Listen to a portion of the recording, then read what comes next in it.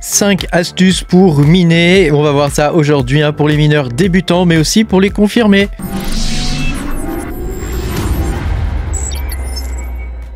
Bonjour les amis, je suis très content de vous retrouver aujourd'hui pour cette nouvelle vidéo où on va voir 5 astuces pour les mineurs confirmés et les mineurs débutants.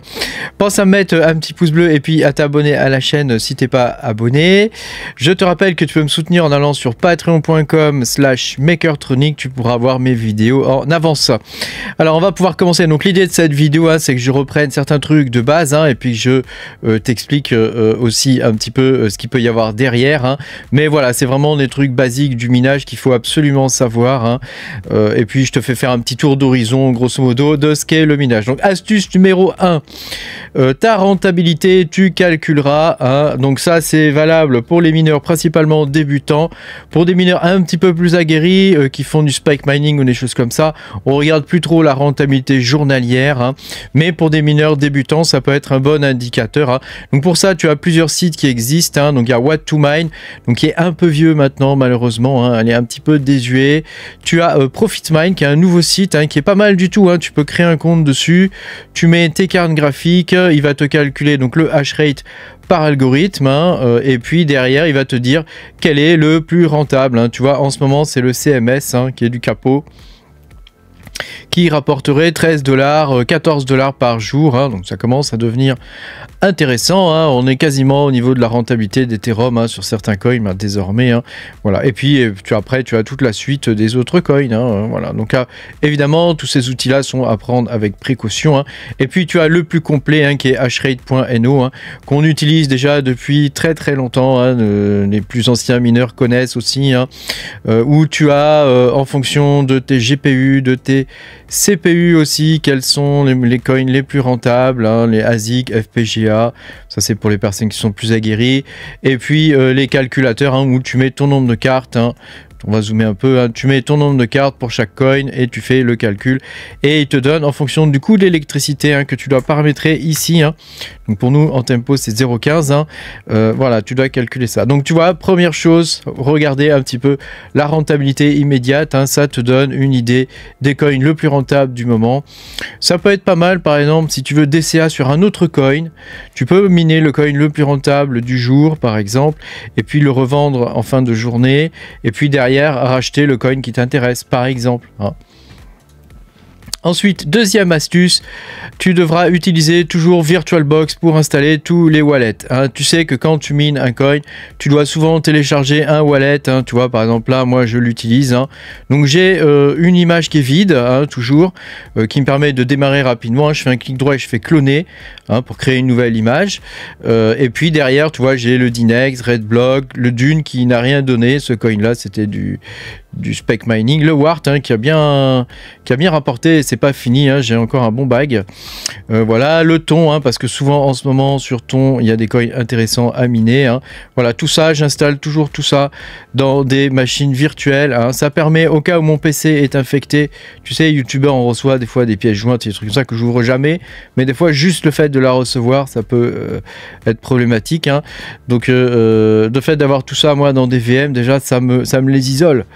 Et puis si jamais dans le wallet il y a une cochonnerie, ça l'isole de mon PC, tu vois, donc c'est à double utilité. Donc ça c'est indispensable quand tu fais du minage, d'utiliser ce type d'utilitaire. Donc moi je te parle du VirtualBox, mais il y a aussi VMware Player et puis d'autres. Mais voilà, je te montre pour VirtualBox parce que c'est le plus simple et puis il est gratuit.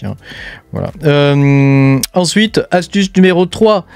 Tu devras utiliser, si tu es en tout cas débutant, tu devras utiliser un OS, donc c'est un Linux bidouillé, un OS de minage. Alors il en existe pas mal. Il y a Easy Mining OS qui me semble les développeurs sont français. Alors je l'ai jamais testé sur la chaîne, mais je pourrais le faire si vous mettez-moi dans les commentaires si ça vous intéresse. Il y a Rave OS que j'ai testé sur ma chaîne, qui est pas mal, mais qui a des défauts quand même un petit peu rédhibitoires. Il y a SimpleMining.net qui est très bien. qui est vraiment très bien. Moi, je l'aime beaucoup. Après, je l'utilise pas non plus. Je l'utilise pas. je n'utilise pas. Il y a MMPOS qui est très bien aussi. Tu as un rig de 8 GPU gratuit avec. C'est bon à savoir parce que tu sais avec les comment ça s'appelle, les blocages qu'il y a eu maintenant, enfin qu'ils ont installés au niveau de iOS, on peut essayer de faire un mix de tout ça. Et puis évidemment tu as iOS que j'utilise. Tu vois là, je suis en train de miner des trucs. Bon là du coup il faudrait que je me connecte dessus. Mais tu as iOS, c'est vrai qui est très très bien. Évidemment, si tu utilises iOS ou tous ces OS là, tu dois les installer sur un SSD.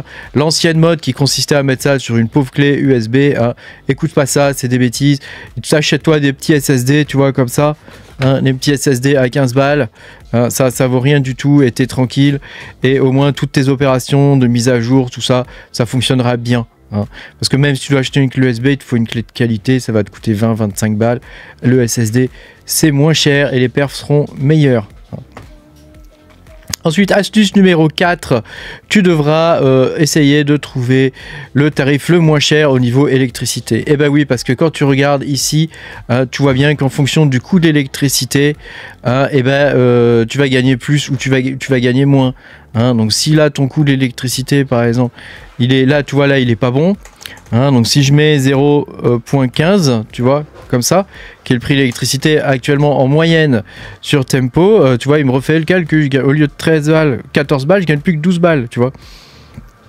Donc c'est très important d'avoir un tarif de l'électricité avantageux.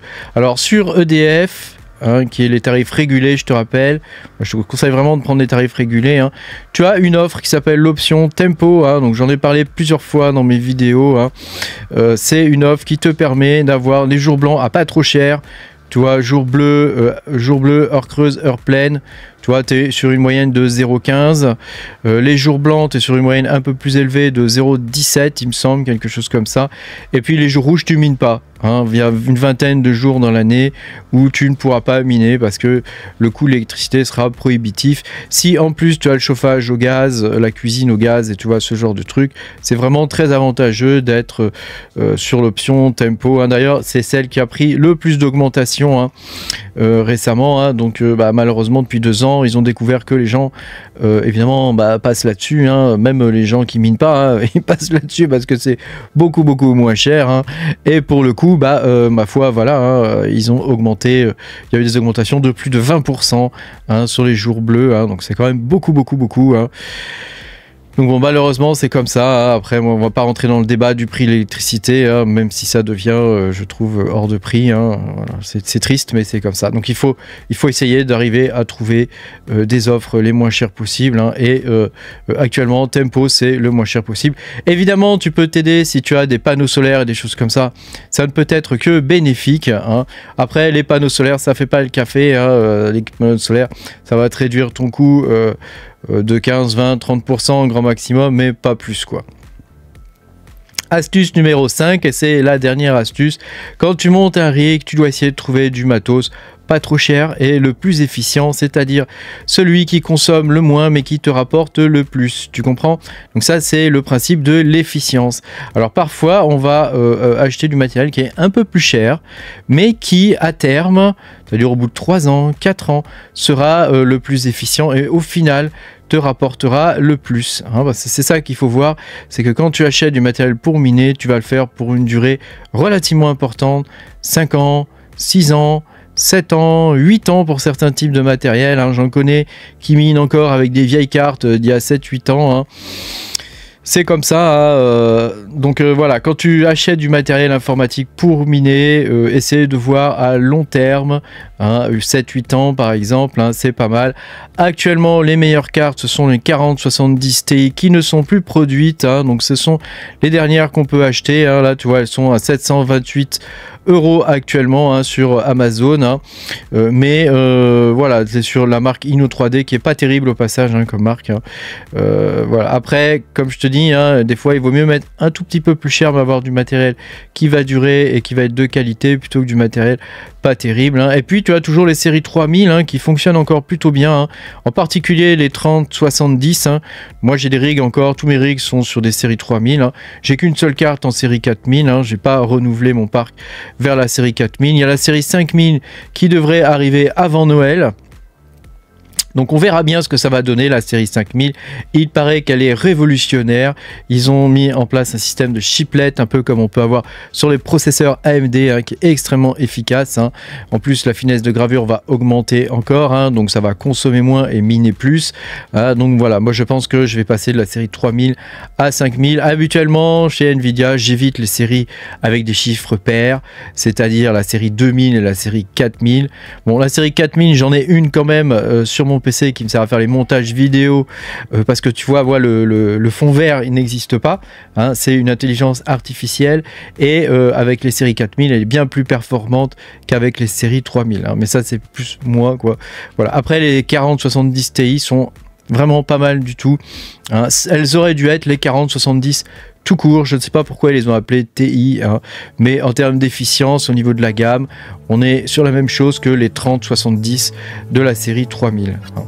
Merci beaucoup d'avoir regardé cette vidéo. N'hésite pas, toi, si tu as des commentaires ou des informations à partager sur le minage de crypto-monnaie, hein, c'est toujours avec plaisir que je vous lis.